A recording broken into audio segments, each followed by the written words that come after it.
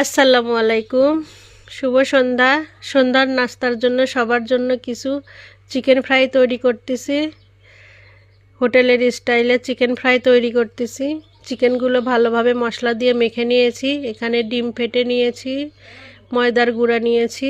এই তো ডিমের মধ্যে চিকেনগুলো গুলিয়ে নিলাম। এখন ময়দার মধ্যে দিচ্ছি, তেলে দিয়ে দেব। তেলগুলো আগে থেকেই গরম করে নিয়েছি। অনেকগুলো চিকেন, আমাদের পরিবারের সদস্য বেশি। গ্রামের বাড়িতে বোঝেনই তো, যৌথ পরিবার।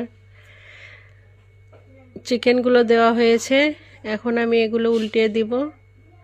হালকা করে ভেজে নিয়েছিলাম, পরে আবার ভেজে নিলাম।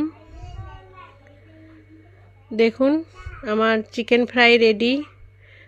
কতটা লোভনীয় হয়েছে। অনেক চিকেন, আমাদের সদস্য বেশি, সেই জন্য অনেকগুলো চিকেন ফ্রাই করেছি। সবাইকে আল্লাহ হাফেজ।